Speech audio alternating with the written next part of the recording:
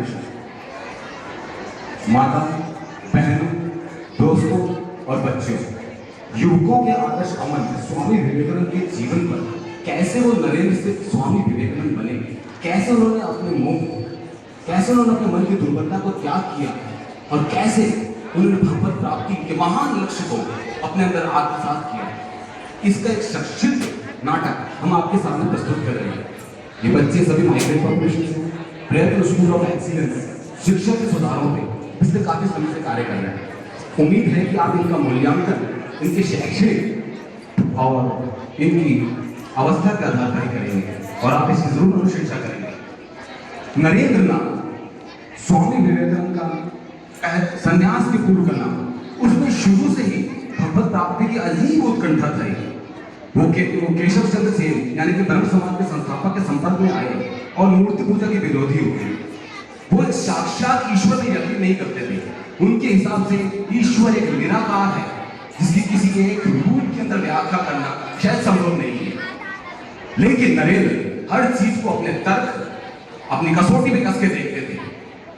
इसी चीज में वो इस भगवत प्राप्ति की उत्कंठा में एक दिन गंगा तट के निकट दक्षिणेश्वर के महान संत श्री रामकृष्ण परमहंस के संपर्क में आए, जिन्हें सभी लोग ठाकुर कहते हैं। हरे कृष्ण गोविंद हरे मुरारी, हे नाथ नारायण वासुदेवा, हे कृष्ण गोविंद हरे मुरारी, हे नाथ नारायण वासुदेवा। राधे कृष्ण राधे कृष्ण राधे राधे राधे कृष्ण राधे कृष्ण राधे कृष्ण राधे राधे राधे कृष्ण।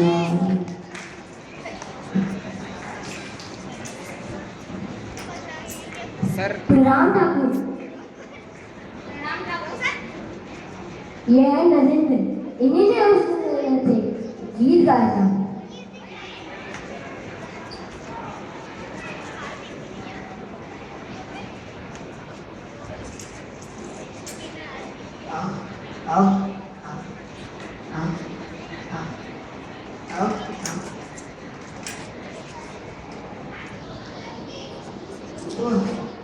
कितने दिनों बाद मैं कब से तेरी प्रतीक्षा कर रहा था। इन लोगों की व्यर्थ की बातें सुनते सुनते मेरे कान पक गए।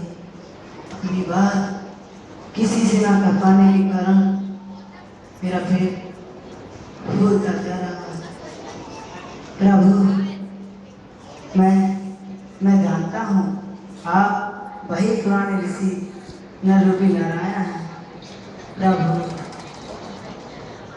रुको, हेलो, कहीं खाना नहीं। मैं इसका दर्शन करने चला है। ये आदमी तो मुझे पागल लगते हैं। मैं तो नरेंद्र नाथ विश्वनाथ दत्त का लड़का, और ये कहते हैं मैं आकाश से उतरा हूँ देवता।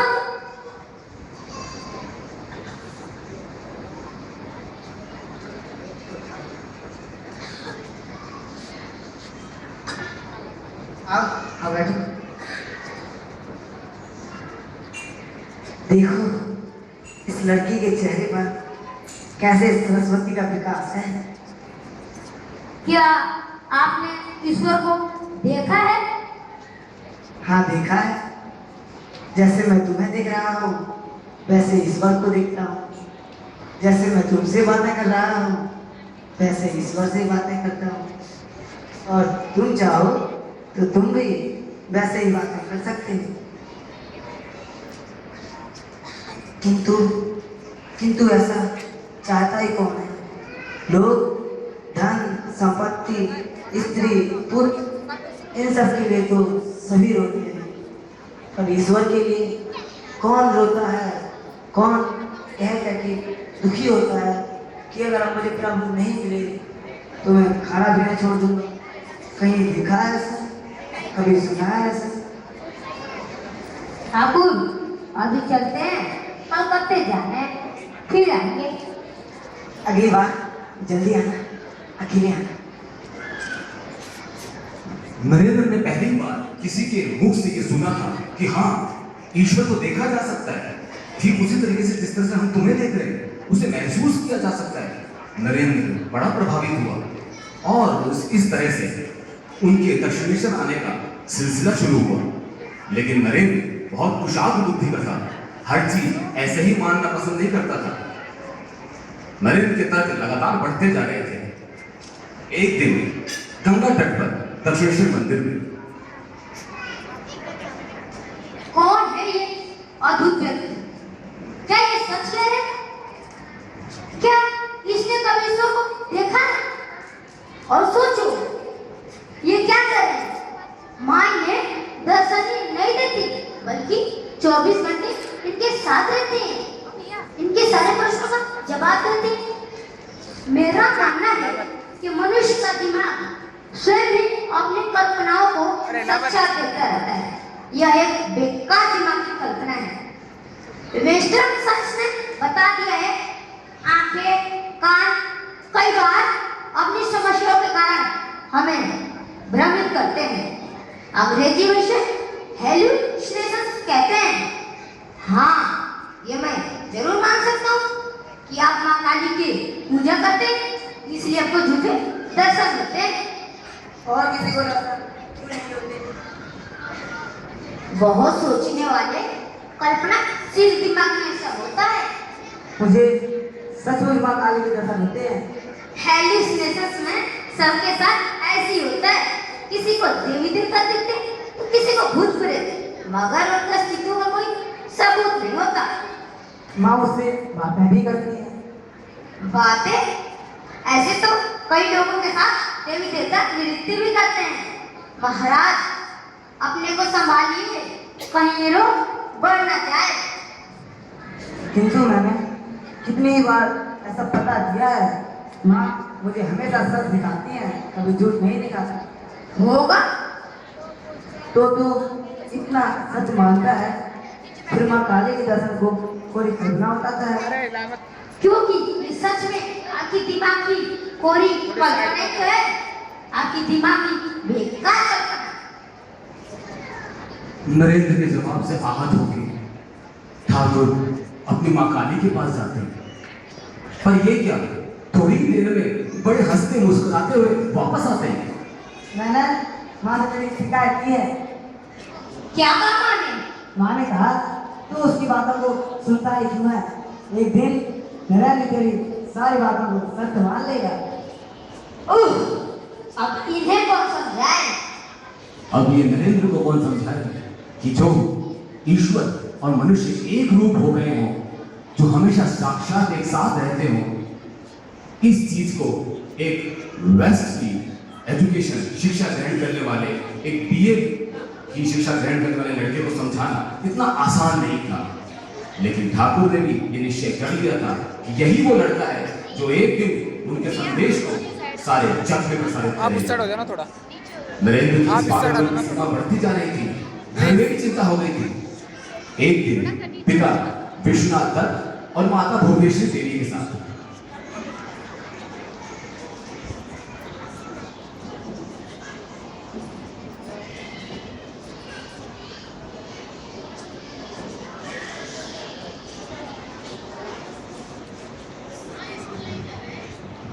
अपने घर, कॉलेज और समाज सेवा का समय भगवान को अर्पित किया जाता है, और एक तुम हो कि भगवान से बचे समय को घर और कॉलेज को देते हो। क्योंकि भगवान मेरे लिए ज्यादा महत्वपूर्ण है। भगवान को और अधिक ठुकराकर जिन लोगों ने सांस्कृतिक सफलता पाई है, ये सब पाप और पाखंडों के तरीके से कमाई है। मैं नहीं चाहता कि तुम भी वैसा ही करो। मैं संसारिक सफलता के लिए तो काली मंदिर जाता नहीं, तो ईश्वर को खोजने जाता हूँ। तुम ही अपनी खोज उसमें लिए टाल नहीं सकते। कारण परिवार और समाज के कर्तव्य पूरे कर लो, फिर छुट्टियों में प्रधान से सब बोलना। अभी ध्यान से पढ़ाई करो, बीए में प्रथम आना तुम्हारे लिए कोई कठिन कार्य नहीं है। कानून पढ़ो, उच्च शिक्षा के लिए विलास जाओ और अच्छे वकील बनो। उससे क्या होगा? विवाह करो, भगवान तुम मुझसे भी सुख समृद्धि दे। सुख समृद्धि? आप यही चाहते हैं? कोई पिता अपने पुत्र के लिए और क्या चाहेगा? मैं नहीं चाहता कि तुम किसी साधु के बहकाव में आकर भिखारी हो जाओ। मैं कोई बच्चा नहीं हूँ कि मुझे कोई बहका ले जाए। बच्चे नहीं हो पर बहकाए जा सकते हो। तभी तो दक्षिणी सन्यासी तुम्हारे कमरे में आकर ब्रह्मचारी को उपदेश देता। ठाकुर, तुम्हारी नानी ने सभी अपने कानों से सुना है। क्या वो झूठ बोल रही है? नहीं, नानी तो झूठी नहीं है, किंतु ठाकुर मुझे बहका नहीं रहे, वो मुझे मार्ग दिखा रहे हैं। मुझे वो सब नहीं चाहिए बाबा जिसका बर्बाद कर रहे हैं। तुम्हारे पिता भी कोई पिशाच नहीं है, उन्होंने धन का तनिक मोल नहीं रखा, हमेशा दूसरों की ही सहायता की है। जिसके ऊपर बर्बाद रस्ते का पहुंचो ना, वही समझता है। हेलो हट जाओ। माँ, तुम भी ना।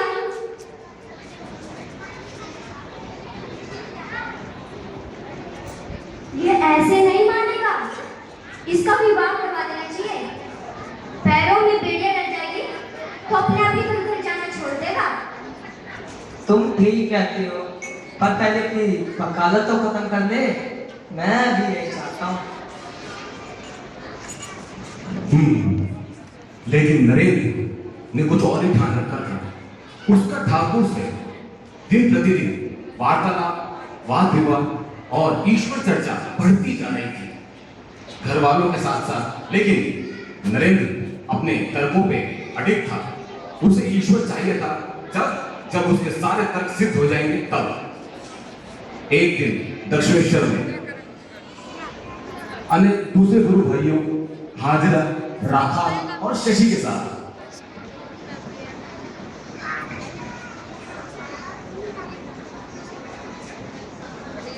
अरे नरेंद्र, कुछ परेशान दिखते हो। ठाकुर से कहाँ सोचे हो गया? ठाकुर ने भी आज अजीब बातें बताई और वे चाहते हैं कि हम भी उसमें भैया आप इधर हो विश्वास जाओ। कर लें। थोड़ा ये इधर आओ। ठाकुर भी ना अब क्या तुम बात बताइए। वे कहते हैं कि संसार में जो चीज है सब ईश्वर है। ये धरती, सूरज, चांद, तुम, मैं, और वे खुद भी ईश्वर है। ऐसी विचित्र कल्पना कर ले, क्या उसे हर आदमी स्वीकार कर लेगा? अनपढ़ गवाह तो उनके लिए तो ठीक है, उनमें कभी कुछ पढ़ा नहीं, सोचा नहीं, सब मान लेते हैं। पर तुम कॉलेज जाने वाले, अंग्रेजी शिक्षा लेने वाले लड़के ठाकुर की विचित्र बातों पर कैसे विश्वास कर लेते हो? अरे और वो कहते हैं जिन चीजों में चोरी नहीं भी है वो सब भी ईश्वर है। जैसे ये कटाई, ये हुक्का, ये कुर्सी, ये सब ईश्वर है। लाया ईश्वर मोशाय, आपके निकट ये जो हुक्का रूप ईश्वर पड़े हैं, उन्हें अपने हाथ रूप ईश्वर से मुझ ईश्वर को देने की कृपा करें। आज इस हुक्का रूप ईश्वर का अच्छी तरीके से आनंद लूंगा। ये मोसा है।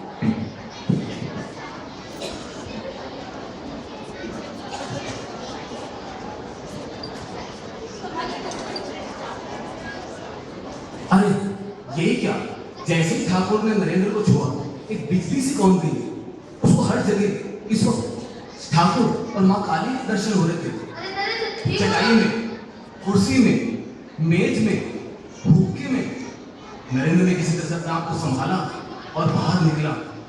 हे ईश्वर, हे ठाकुर, आप मेरे साथ ये क्या कर रहे हो? क्या इसी तरीके से वो उसका अहंकार तोड़ना चाहते थे? किसी तरह से नरेंद्र समझता समझता सड़क पार करते, लेकिन हर जगह उसको वहां भी श्री काली का और ठाकुर का ही चेहरा दिख रहा था। हे ईश्वर, ये क्या कर दिया मेरे साथ?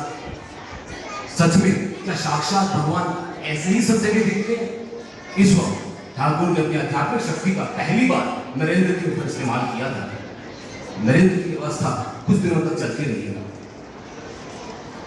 कई दिनों बाद जब नरेंद्र ठाकुर के पास नहीं पहुंचता था, तो नरेंद्र अब ठाकुर भी विचलित हो जाते थे। दोनों के बीच का आत्मीय संबंध बहुत गहरा होने लगा था। एक दिन जब बड़े दिनों के बाद नरेंद्र वहां पहुंचा, तो देखा ठाकुर बड़े खुश मिजाजी से अपना काम निपटा रहे थे। कई दिनों के बाद नरेंद्र पहुंचा था ना,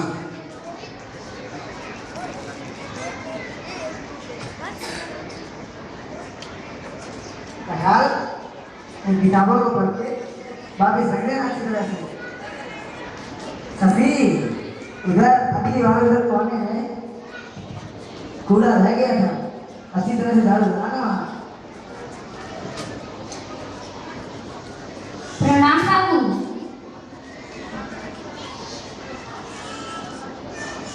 प्रणाम ठाकुर। प्रणाम ठाकुर। लगता है आप मुझसे किसी बात में नाराज हैं। सच है, मैं आपके बताए तरीकों से ईश्वर की पूजा नहीं करता, आपकी मूर्ति पूजा को नहीं मानता, इसलिए मैं आपकी मां काली के मूर्ति में भी मेरा विश्वास नहीं है। मैं ईश्वर को अपने तरीकों, अपने तर्कों से समझना चाहता हूँ। भगवान तर्कों से नहीं समझ सकते थे, तुम तो बहुत नास्तिक हो गए। इतने दिन से क्या आए नहीं ना, क्या तुम्हें ईश्वर से नहीं लगता? डर से ईश्वर पर विश्वास करना दुर्बलता की निशानी होती है। मैं उसे प्रेम करता हूँ, उसकी सत्ता को मानता हूँ, चाहे मुझे दुख दे, कष्ट दे, मगर मैं सिर्फ उसे प्रेम ही करूँगा।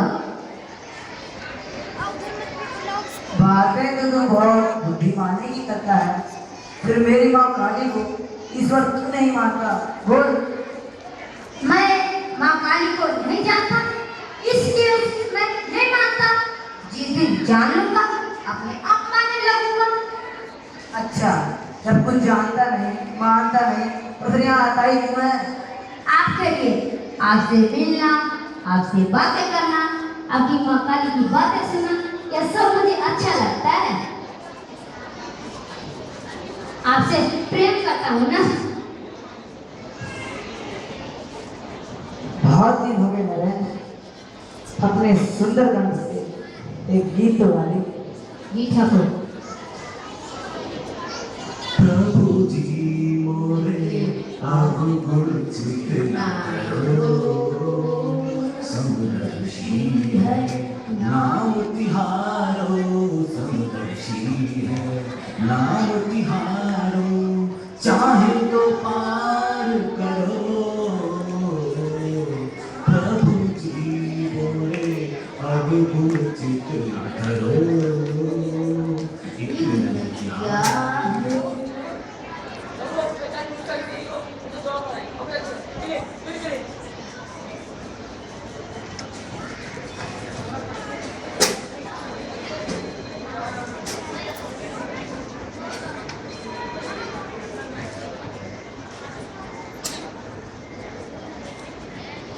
अरे हट जाओ, हट जाओ, अरे हट जाओ, हट जाओ।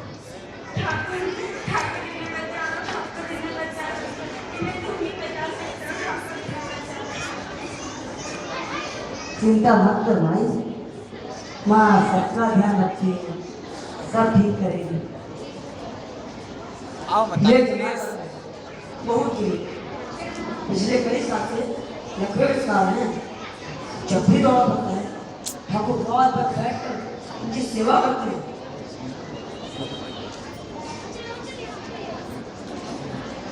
अब दक्षिण कोई आदमी नहीं होगा जब तक ठाकुर जमाए बाबा को अच्छी तरह ठीक नहीं करते। ठाकुर माँ काली के दर्शन में नहीं करते, कहा सहारे का मानो। अरे क्यों परेशान कर रहा है? सच में ऐसा मानव प्रेम बड़ा ही अद्भुत था ठाकुर का। हिलेगा तो नरेंद्र ने चलेगा। समझा कि वो सिर्फ माँ काली को मूर्ति में ही देखते, बल्कि गरीबों में, असहायों में, इन सब लोगों में वो साक्षात माँ काली को देखते हैं, ईश्वर के दर्शन करते हैं। सचमुच बड़ा ही अद्भुत प्रेम था। इधर नरेंद्र के पिताजी का देहांत हो गया और नरेंद्र के ऊपर एक साथ बहुत सारी जिम्मेदारियां आ गई। उसके रिश्तेदारों ने मुकदमा ठोक दिया, मुकदमेबाजी, पढ़ाई, घर वालों की सेवा, नौकरी की तलाश और उसके बाद ठाकुर की सेवा, इतनी सारी चीजें एक साथ। ठाकुर के गले का रोग भी बढ़ता जा रहा था, उनको गले का कैंसर था। सारे गुरु भाई मिलकर अपना घर बार छोड़कर, अपनी सारी चिंताएं छोड़कर ठाकुर की सेवा में लगे रहते हैं। ऐसे गुरु बार बार थोड़ी मिलते। एक रात को 1 बजे के करीब जब नरेंद्र पहुंचा, ठाकुर की आज भी कुछ खाया या गले से नहीं उतरा? लाखों ने कुछ खिलाया था खिचड़ी और क्या वो भी ना पूरा खाया पहुंचाया सब लोग जरा लाना तो सही खिचड़ी, देखूं कितना खाया कितना उल्टा। क्या हुआ? क्या बात है? वो नरेंद्र डॉक्टर बता रहे थे कि ठाकुर को ठीक करने सेवा करने वालों को भी गर्व रहना होगा। ओह, अब समझा। लाना तो खिचड़ी।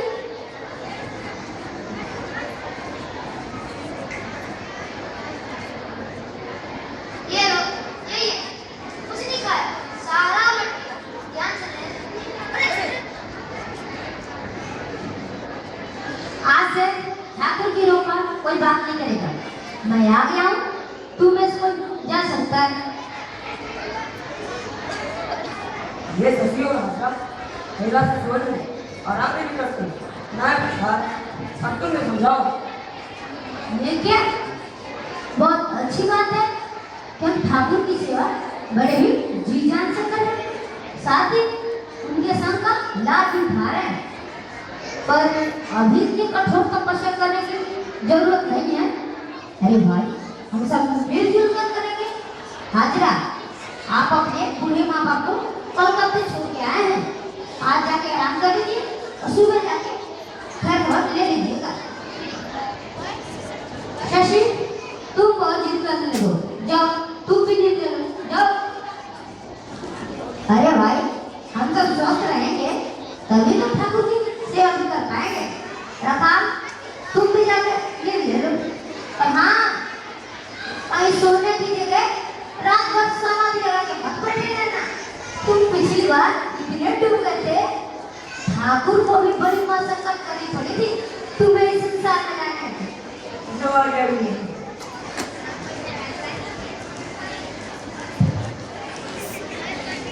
रात के 3 बजे अचानक ठाकुर की नींद खुलती है।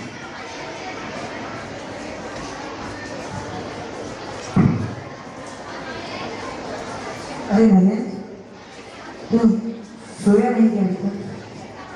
ठाकुर, यदि आपको किसी चीज की जरूरत पड़ जाती तो?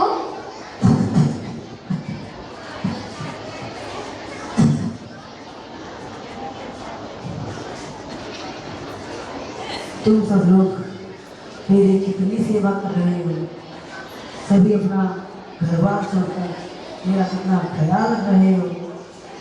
गुरु सेवा का लाभ उठा रहे। आपके समान गुरु रोज रोज थोड़ी मिलेगा। ये तेरा क्या है? बातें पूरी कर लेंगे। अब यूँ कहा है, सेवा भी हमारी पूरे मन से है, कुछ तो देना ही पड़ेगा। बता क्या दे सकता हूँ तुझे? बस अब जल्दी से ठीक हो जाइए। अरे पगले, मैं तेरे लिए मांग क्या है? अगर आप कुछ देना ही चाहते हैं तो मुझे सिर्फ ज्ञान और भक्ति के सागर में डूबे रहने की कृपा प्रदान करें। छी, मांगी भी तो इतनी छोटी थी, तू स्वार्थी है क्या? मैं तुझे भविष्य के महान कार्य के लिए तैयार कर रहा हूँ। तुझे माँ के कार्य के लिए अर्पित होना है। माँ का कार्य? कौन सा माँ का कार्य? क्या ये मुझे करना होगा?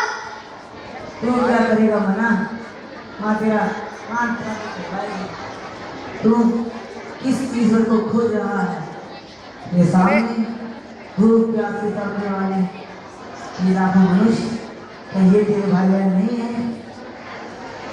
क्या तू इनको धोखा भटका छोड़ ईश्वरी ख्यालों में खोया रहना चाहता है?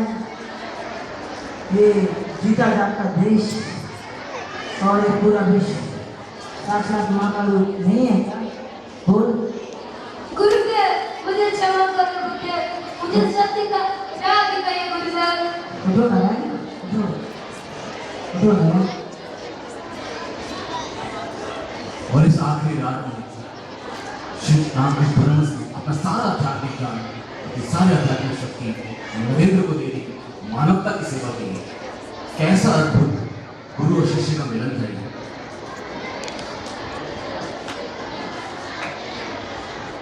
जया, आज मेरी अपनी सारी शक्ति मैंने तुझे दी थी।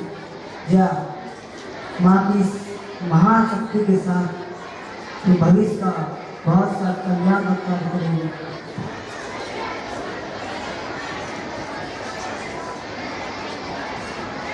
नरेंद्र के अंदर का विवेक जागृत होता है और इस तरीके से वो अपने जगत के कल्याण और अपनी मुक्ति के सिद्धांत के आगे बढ़ते हुए एक महान विचारक, एक महान संत, एक युग पुरुष के रूप में बढ़ता है।